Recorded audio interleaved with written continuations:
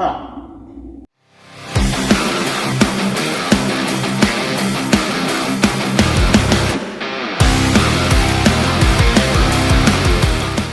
Hey guys, today we're going to strip this motor down. We're going to get it ready for some boost. We're going to turbocharge this bottom end. Right now it has a Callie's crank in it, Comstar rods and Carrillo pistons, and the heads were stock ported castings from Lloyd Elliott, which after being milled a couple times, they're 48cc combustion chamber. I had to run this initially. When I ran this engine, it was 13-to-1, and after a while, I wanted to start going more towards flex fuel, and I ended up using some Cometic 60,000s head gaskets to lower the compression to about 12-2-to-1. Now, it was a nitrous motor then. We're going to go forced induction at this point. So I picked up a set of AFR 210s, and they're supposed to have a 65cc combustion chamber, but I did have to plane or surface them, and now they're 64, just under 64cc.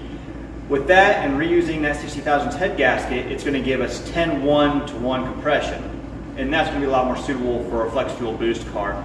We could probably get by with 10-5 or a little bit more, but just for time's sakes and being able to use these Cometic gaskets again, we should be able to use them up to 5 times. We're going to go ahead and run those 60,000s gaskets. Right now, it does have a fairly large cam in it that was designed for nitrous. We're going to pull that cam out of here and put a turbo cam in. Both of them are custom grinds. So for right now, we're going to have to pull off the intake, the valve covers, get the rocker arms off. We're also going to pull off the water pump here. Now, this block is actually half filled, and one of the mistakes I made, so hopefully you guys won't make it if you decide to half fill one, is I didn't run a tube down the inside of the block to outside of where the drain plugs are, where the knock sensor goes in. And because I didn't do that, the block is always going to have some type of antifreeze in it. I have no way to drain the block completely. So unfortunately, when we pull off the water pump, get some of this stuff off, pull the heads off, we are going to have some water, but we'll use the shop vac to clean that up. So let's get to it.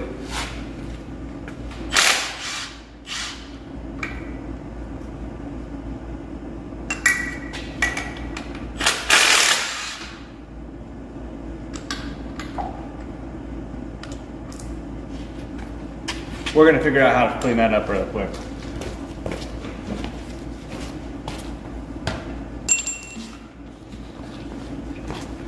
Luckily, I had an antifreeze container in the trash over here. We're just going to pull this out and catch what we can.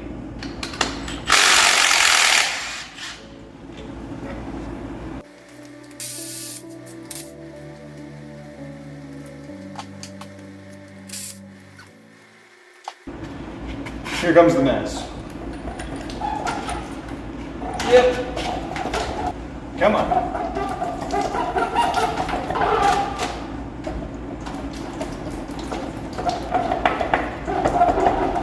Well, it should just slide off right off there, but evidently it does not want to. So, I'm going to give it a little encouragement.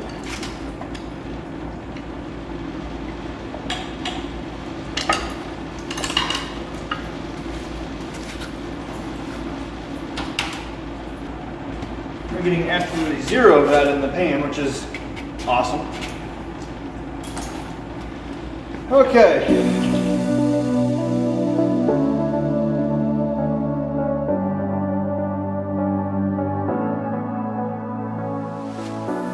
So this engine was always an E85 engine. When I first built it, I was still running on the fbody 2 PCM 96-97, and I fired it up on 93, and I only had about 2 gallons in the tank. I put it on a trailer, hauled it to the dyno. From there we ran it a little bit, but then switched it right over to E85, and I'd say probably only had burnt maybe 3 gallons of 93 in it before we went to E85 on the dyno.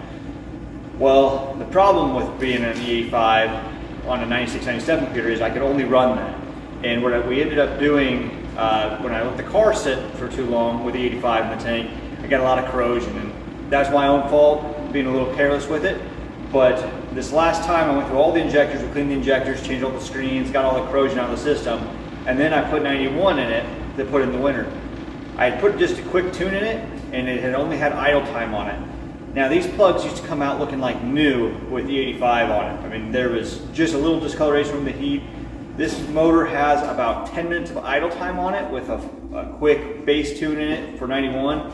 And we can see this here. I mean, these plugs, let me try to get them to focus. These plugs are just blacker than they can be. So very, very rich. No oil on them. They still smell like E85, but they fouled out quick on that 91. That's okay. I just wanted to get regular gas in it so I could store it. But I would say that these things, we're not going to be able to use them. Luckily, actually, I wiped oil all over it. You get some of the soot off of it.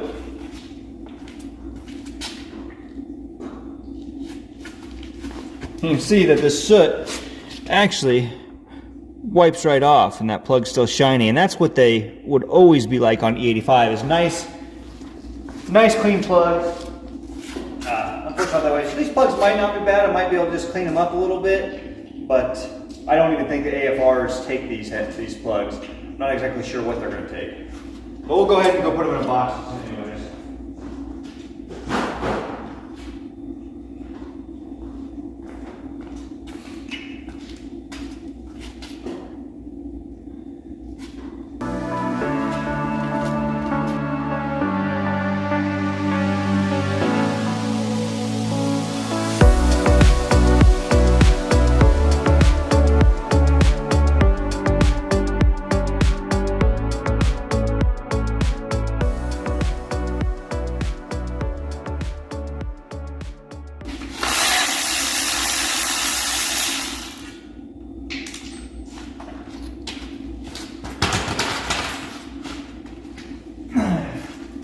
Helps you pick it up.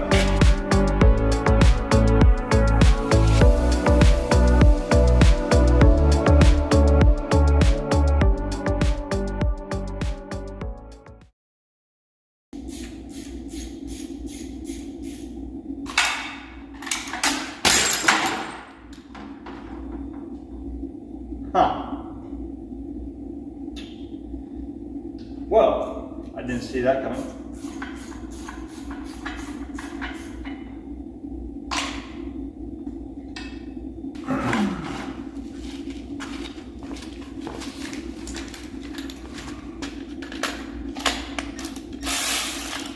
Still good. Milwaukee. All right. Don't need that. This. We should be good to go. Nope. I missed one.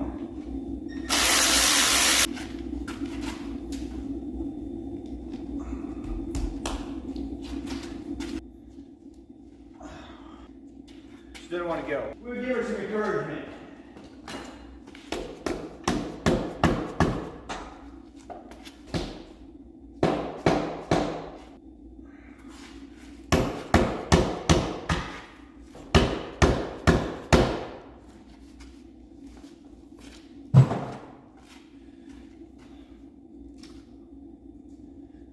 Just need a little encouragement. If all else fails, hit it with a hammer. Okay.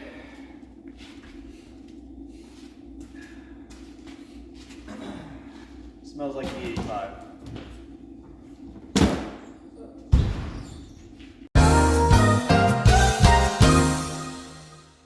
Okay, got the intake off, and I'm going to show you what's kind of cool about E85. This motor actually has about 15,000 miles on it, but as we come down here, you can kind of see these intake runners,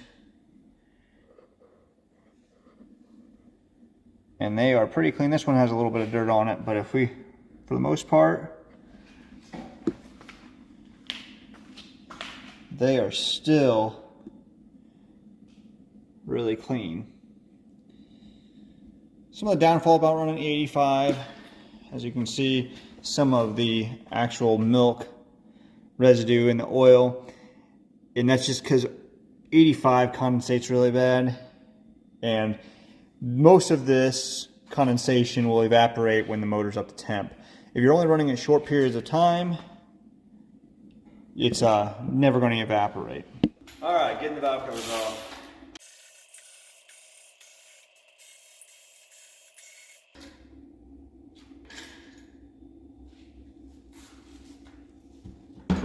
See all these rocker arms on this motor.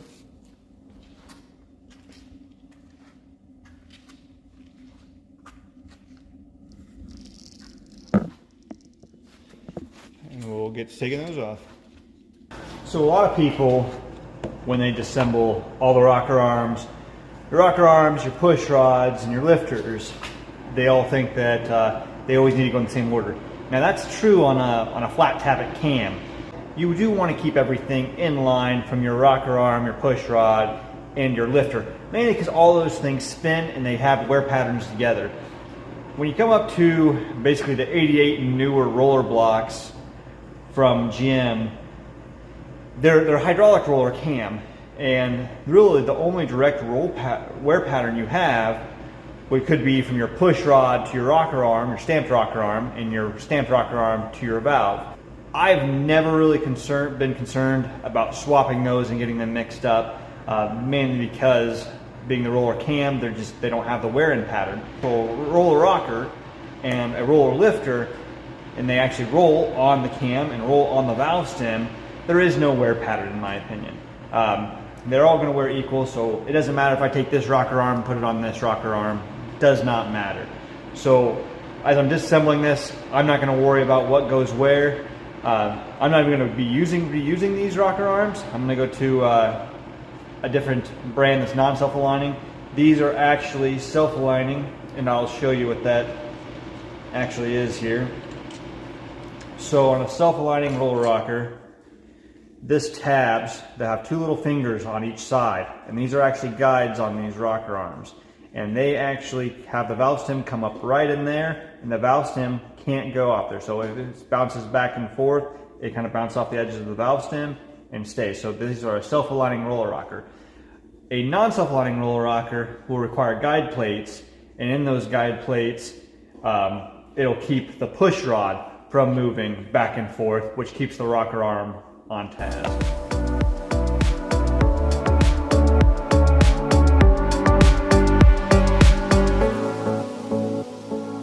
Full stock LT1 engine has a 7.2 long push rod, so 7 inches, 200 thousandths we'll call.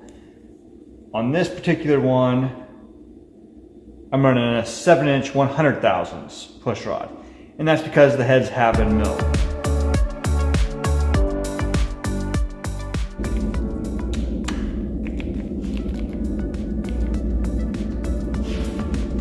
Helps if you have a fresh battery.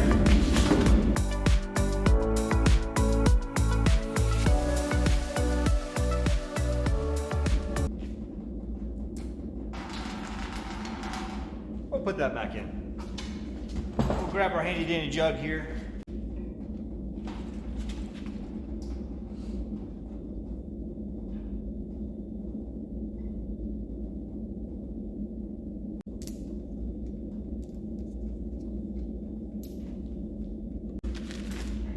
One thing that's interesting, and I'm kind of taking note of, is I put this motor together in 2009.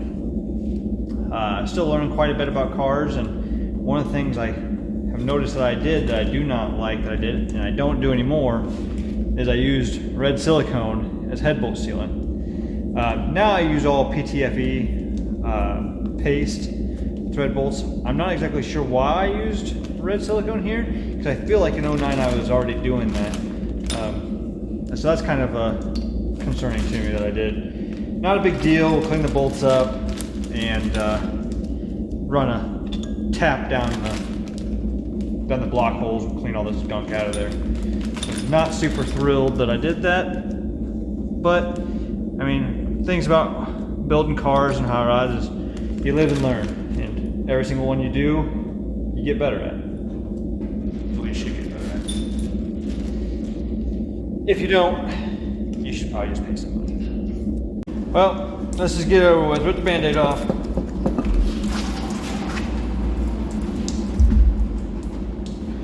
I guess that wasn't that bad. I felt like it was going to be pretty bad. And you can see from running these E85, most of the pistons are clean. Got a couple cylinders I was pretty rich on. Not a ton of ring wash around there. Looks like it all just is going to wipe off. Look at that. The joys of E85. Like I said, I only had a couple minutes of runtime on regular gas, but that's not too bad. The other side.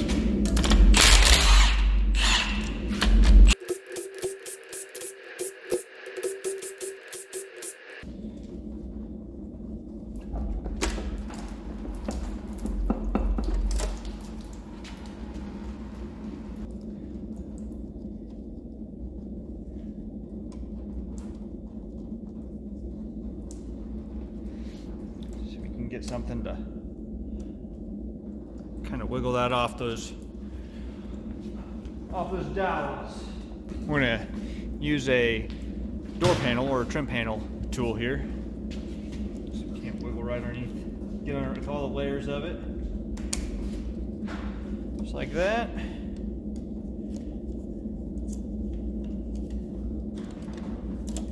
There's those.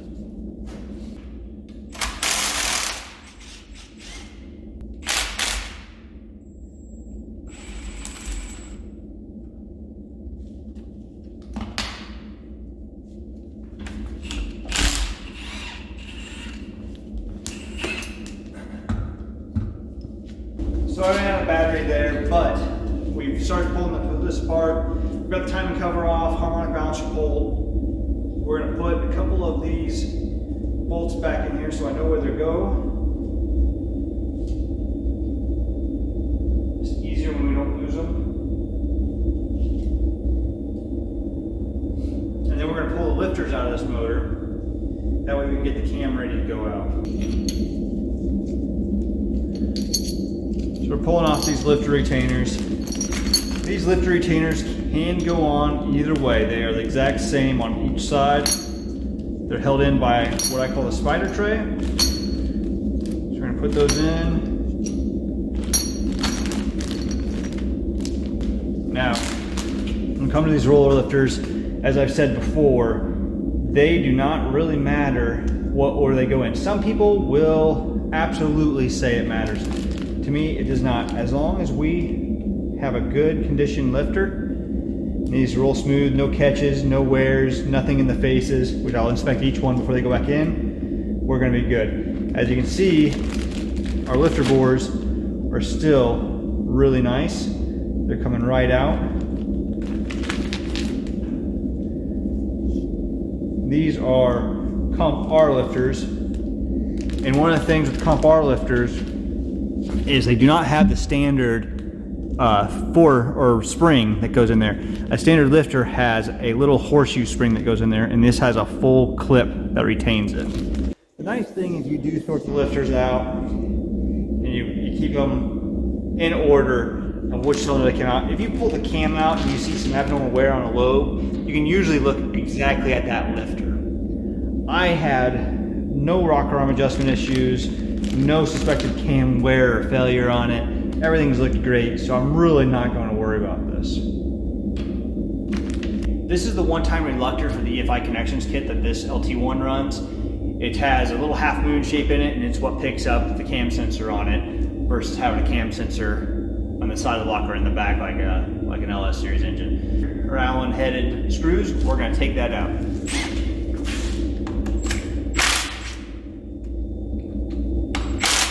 And you see I'm trying to take them out equally because with how these flange heads are, if you take one out too far, it does butt up against the back of this sensor. We don't want to damage, or that reluctor, we don't want to damage that reluctor at all. So right now it's actually hung up on the dowel pin that's behind it. We're just trying to get it worked off that dowel pin enough. There we go. Now we can go off. While we're here, we're just going to go ahead and put this balancer back on a little bit. That way I can rotate the engine, get it top dead center. So we're just gonna put the timing chain dot to dot. Almost there. Too far, too much, not enough. Got one. There we go, close enough.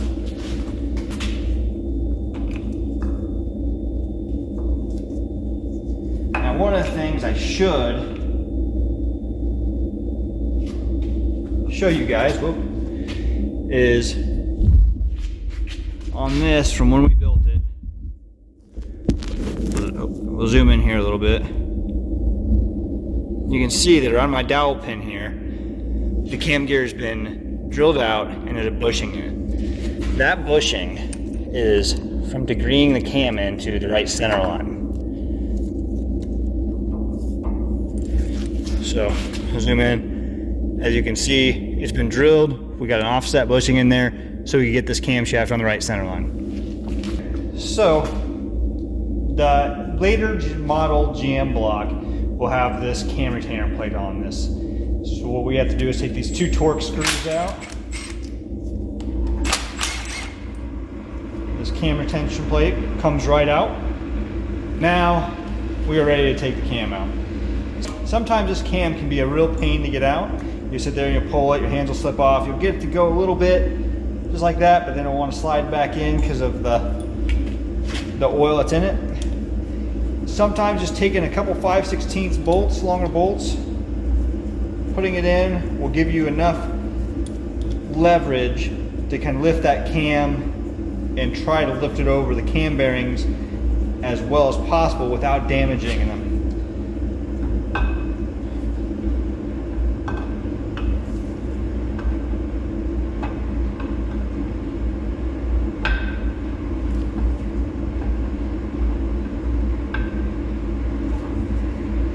We're trying to make sure we get this cam coming out as straight as possible, not letting it drop down because we don't really want to put that distributor drive gear or the oil pump drive gear, I should say, up against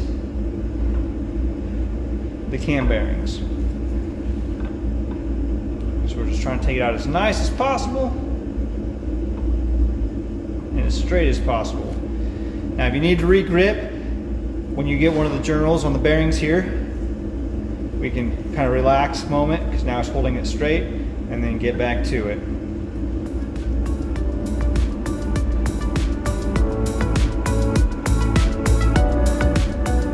There we are. Got that cam out. Like I said, this is a bullet that was custom ground by Lloyd Elliott. It's a good nitrous cam that I had. All right guys, so we got the intake off, the heads off, the lifters out of it, and we pulled the cam out. So now I just have a bunch of cleaning up to do, picking up my tools. We made a little bit of a mess here, bagging up the extra bolts, and we have some serious block cleanup to do in order to have nice clean surfaces for the new gaskets that'll be going on. I'll be running a tap down all these threads. If you guys want to see how I prep the block for nice clean surfaces and gaskets, let me know. I have a couple tips and tricks I can do. If not, next time I'll be posting will be as we're putting this thing together. So thanks for watching. I'll catch you next time.